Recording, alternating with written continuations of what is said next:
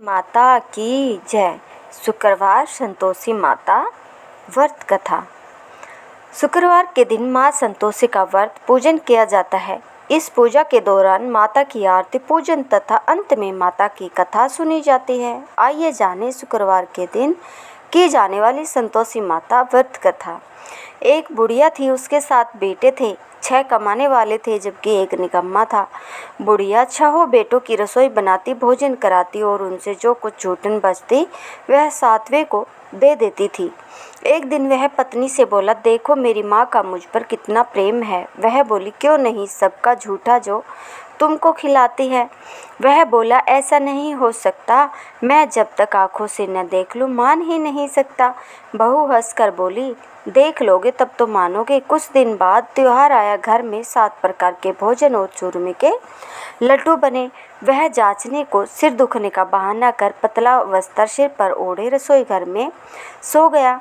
वह कपड़े में से सब देखता रहा। 6 भाई भोजन करने आए। उसने देखा माँ ने उनके लिए सुंदर आसन बिछा, नाना प्रकार की रसोई परोसी और आग्रह करके उन्हें जिमाया।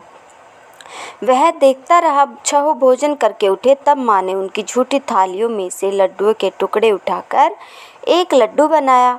झूठन साफ कर बुढ़िया माँ ने उसे पुकारा, बेटा 6 भाई भोजन कर गए, अब तू ही बाकी है, उठ, तू कब खाएगा। वह कहने लगा, माँ मुझे भोजन नहीं करना, मैं अब परदेश जा रहा हूँ। माँ ने कहा, कल जाता हो तो आज ही चला जा।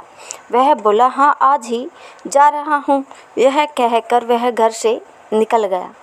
चलते समय पत्नी की याद आ गई। वह गौशाले में कंडे उपले थाप रही थी। वहां जाकर बोला, हम जावे परदेश आवेंगे, कुछ काल तुम रहियो संतोष से धार हम अपनो पाल। वह बोली, जाओ पिया आनंद से, हमारा सोच हटाए, राम भरोसे हम रहे, ईश्वर तुम्हें सहाय। 2 निशानियापन देख धरू मैं धीर, सुधीमती हमारी बिसारियो रखियो मन गंभीर। वह बोला, मेरे पास तो कुछ नहीं है, यह अंगूठी है, सो ले और अपनी कुछ निशानी मुझे दे। वह बोली, मेरे पास क्या है, यह गोबर भरा हाथ है। यह कहकर उसकी पीठ पर गोबर के हाथ की थाप मार दी। वह चल दिया। चलते चलते दूर देश पहुंचा। वहाँ एक साहूकार की दुकान थी। वहाँ जाकर कहने लगा, भाई मुझे नौकरी पर रख लो। साहूकार को जरूरत थी, बोला, रह जा। लड़के ने पूछा, तनख्वाह क्या दोगे। साहूकार ने कहा, काम देखकर दाम मिलेंगे। साहूकार की नौकरी मिली। वह सुबह 7 बजे से 10 बजे तक नौकरी बजाने लगा। कुछ दिनों में दुकान का सारा लेन देन, हिसाब किताब, ग्राहकों को माल बेचना, सारा काम करने लगा। साहूकार के 7-8 नौकर थे, वे सब चक्कर खाने लगे, यह तो बहुत होशियार बन गया है। सेठ ने भी काम देखा और 3 महीने में ही उसे आधे मुनाफे का हिस्सेदार बना लिया। वह कुछ वर्ष में ही नामी सेठ बन गया और मालिक सारा कारोबार उस पर छोड़कर चला गया। इधर उसकी पत्नी को सास ससुर दुख देने लगे। सारी गृहस्थी का काम करा के उसे लकड़ी लेने जंगल में भेजते। इस बीच घर के आटे से जो भूसी निकलती उसकी रोटी बनाकर रख दी जाती और फूटे नारियल की नारेली में पानी। एक दिन वह लकड़ी लेने जा रही थी। रास्ते में बहुत सी स्त्रियां संतोषी माता का व्रत करती दिखाई दी। वह वहां खड़ी होकर कथा सुनने लगी और पूछा, बहनों तुम किस देवता का व्रत करती हो और उसके करने से क्या फल मिलता है। यदि तुम इस विधि का विधान मुझे समझाकर कहोगे तो मैं तुम्हारा बड़ा एहसान मानूंगी। तब उनमें से एक स्त्री बोली, सुनो, यह संतोषी माता का व्रत है।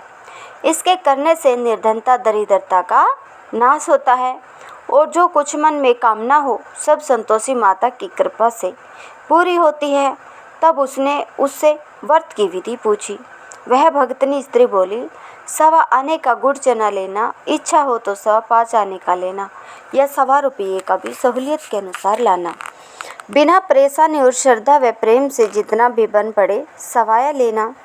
प्रत्येक शुक्रवार को निराहार रहकर कथा सुनना, इसके बीच कर्म टूटे नहीं।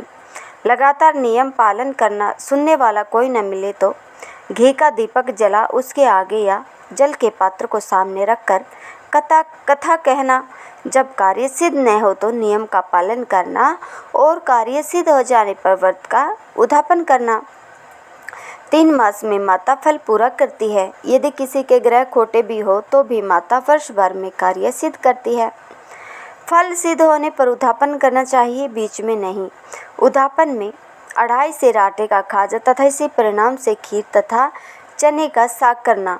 8 लड़कों को भोजन कराना, जहाँ तक मिले देवर जेठ भाई बंधु के हो, न मिले तो रिश्तेदारों और पास पड़ोसियों को बुलाना, उन्हें भोजन करा, यथाशक्ति दक्षिणा दे, माता का नियम पूरा करना। उस दिन घर में खटाई न खाना। यह सुन बुढ़िया के लड़के की बहू चल दी। रास्ते में लकड़ी के बोझ को बेच दिया और उन पैसों से गुड़ चना ले माता के व्रत की तैयारी कर आगे चली और सामने मंदिर देखकर पूछने लगी, यह मंदिर किसका है? सब कहने लगे, संतोषी माता का मंदिर है। यह सुनकर माता के मंदिर में जाकर चरणों में लौटने लगी, दीन हो विनती करने लगी, माँ मैं निपट अज्ञानी हूँ, व्रत के कुछ भी नियम नहीं जानती, मैं दुखी हूँ, हे माता जगत जननी मेरा दुख दूर कर, मैं तेरी शरण में हूँ। माता को दया आई। एक शुक्रवार बीता कि दूसरे को उसके पति का पत्र आया और तीसरे शुक्रवार को उसका भेजा हुआ पैसा आ पहुँचा। यह देख जेठ जेठानी मुँह सिकोड़ने लगे, लड़के ताने देने लगे, काकी के पास पत्र आने लगे, रुपया आने लगा, अब तो काकी की खातिर बढ़ेगी। बेचारी सरलता से कहती, भैया कागज आवे रुपया आवे हम सब के लिए अच्छा है। ऐसा कहकर आंखों में आंसू भरकर संतोषी माता के मंदिर में आ मातेश्वरी के चरणों में गिरकर रोने लगी।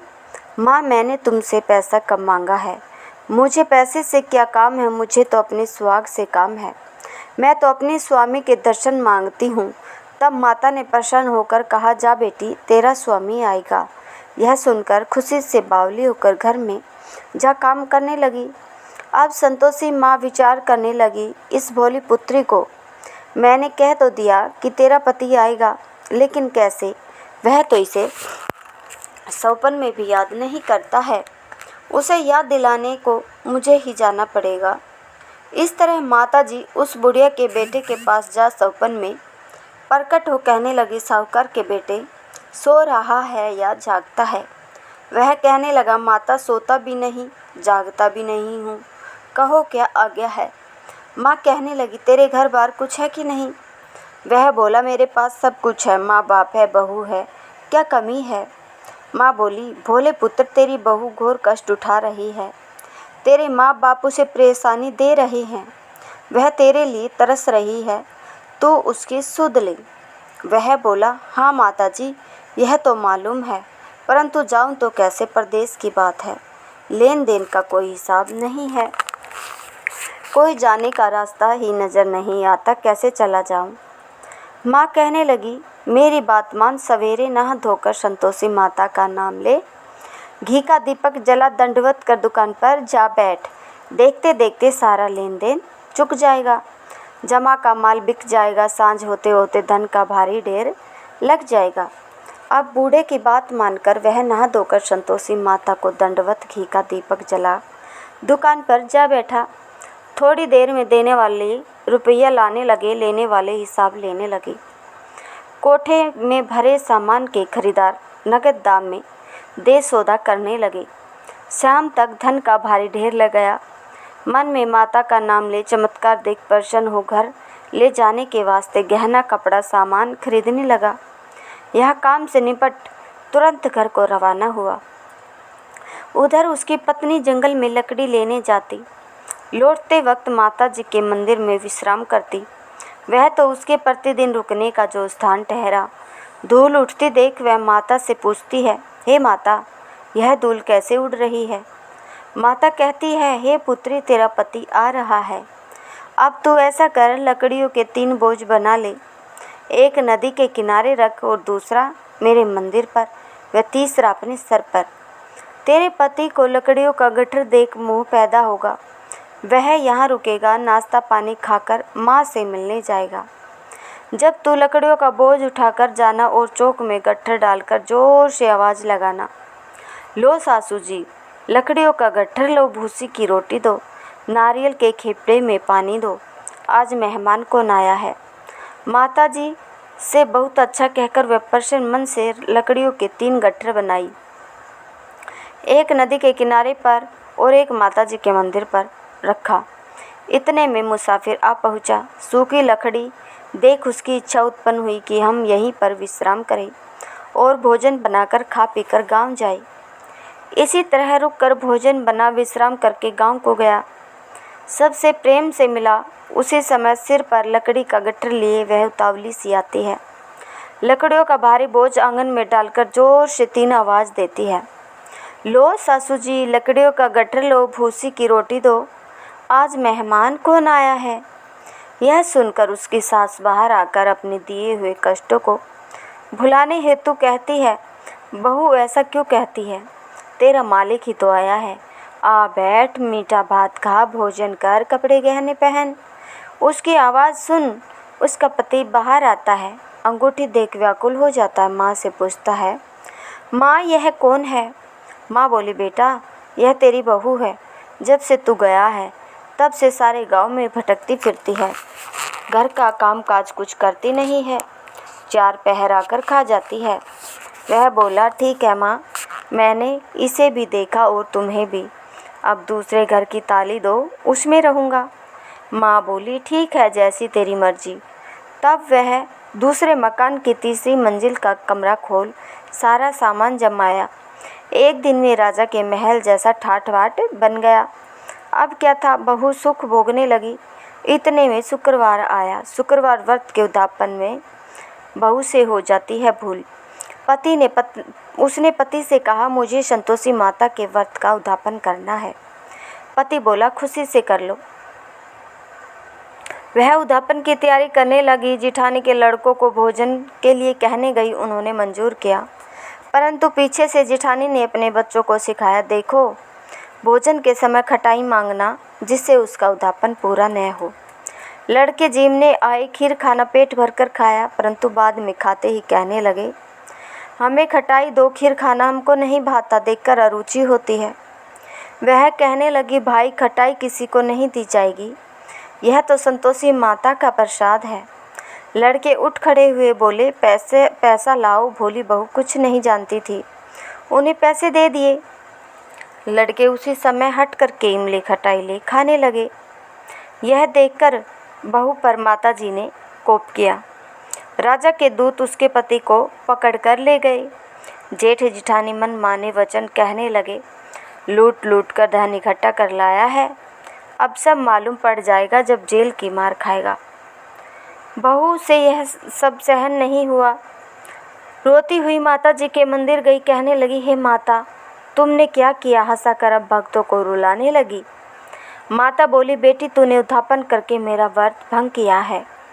वह कहने लगी, माता मैंने कुछ अपराध किया है, मैंने तो भूल से लड़कों को पैसे दे दिए, मुझे क्षमा करो, मैं फिर तुम्हारा उद्यापन करूँगी। माँ बोली, अब भूल मत करना। वह कहती है, अब भूल नहीं होगी, अब बतलाओ वे कैसे आवेंगे। माँ बोली, जा पुत्री, तेरा पति तुझे रास्ते में आता मिलेगा। वह निकली, राह में पति आता मिला। वह पूछी, कहाँ गए थे। वह कहने लगा, इतना धन जो कमाया है उसका टैक्स राजा ने मांगा था, वह भरने गया था। वह प्रसन्न हो बोली, भला हुआ, अब घर को चलो। कुछ दिन बाद फिर शुक्रवार आया। वह बोली, मुझे फिर माता का उद्यापन करना है। पति ने कहा, करो। बहू फिर जेठ के लड़कों को भोजन को कहने गई। जिठानी ने 1-2 बातें सुनाई और सब लड़कों को सिखाने लगी, तुम सब लोग पहले की तरह खटाई मांगना। लड़के भोजन से पहले कहने लगे, हमें खीर नहीं खानी, हमारा जी बिगड़ता है, कुछ खटाई खाने को दो। वह बोली, खटाई किसी को नहीं मिलेगी, आना हो तो आओ। वह ब्राह्मण के लड़के लाकर भोजन कराने लगी। यथाशक्ति दक्षिणा की जगह 1-1 फल उन्हें दिया। संतोषी माता प्रसन्न हुई। माता की कृपा होते ही 9वें मास में उसके चंद्रमा के समान सुंदर पुत्र प्राप्त हुआ। पुत्र को पाकर प्रतिदिन माता जी के मंदिर को जाने लगी। माँ ने सोचा, यह रोज आती है, आज क्यों न इसके घर चलो। यह विचार कर माता ने भयानक रूप बनाया। गुड़ चने से सना मुख, ऊपर से सूंड के समान होठ, फिर उस पर मक्खियाँ भिन भिन कर रही थी। दहली पर पैर रखते ही उसकी सास चिल्लाई, देखो रे, कोई चुड़ैल डाकिनी चली आ रही है, लड़कों इसे भगाओ नहीं तो किसी को खा जाएगी। लड़के भगाने लगे, चिल्लाकर खिड़की बंद करने लगे। बहू रोशनदान में से सब देख रही थी। प्रसन्नता से पगली बन चिल्लाने लगी, आज मेरी माता जी मेरे घर आई है। वह बच्चे को दूध पिलाने से हटाती है। इतने में सास का क्रोध फट पड़ा। वह बोली, क्या उतावली हुई, बच्चे को पटक दिया। इतने में माँ के प्रताप से लड़के ही लड़के नजर आने लगे। वह बोली, माँ मैं जिसका व्रत करती हूँ यह संतोषी माता है। सबने माता जी के चरण पकड़ लिए और विनती कर कहने लगे, हे माता, हम मूर्ख है, अज्ञानी है, तुम्हारे व्रत की विधि हम नहीं जानते। व्रत भंग कर हमने बड़ा अपराध किया है। जग माता, आप हमारा अपराध क्षमा करो। इस प्रकार माता प्रसन्न हुई। बहू को प्रसन्न हो जैसा फल दिया वैसा माता सबको दे, जो पड़े उसका मनोरथ पूर्ण हो। बोलो संतोषी माता की जय। अगर आपको हमारी यह कथा पसंद आई हो तो इस वीडियो को ज़्यादा से ज़्यादा शेयर करें और हमारे चैनल को सब्सक्राइब करें। कथा सुनने के लिए हम आपका तहे दिल से धन्यवाद करते हैं।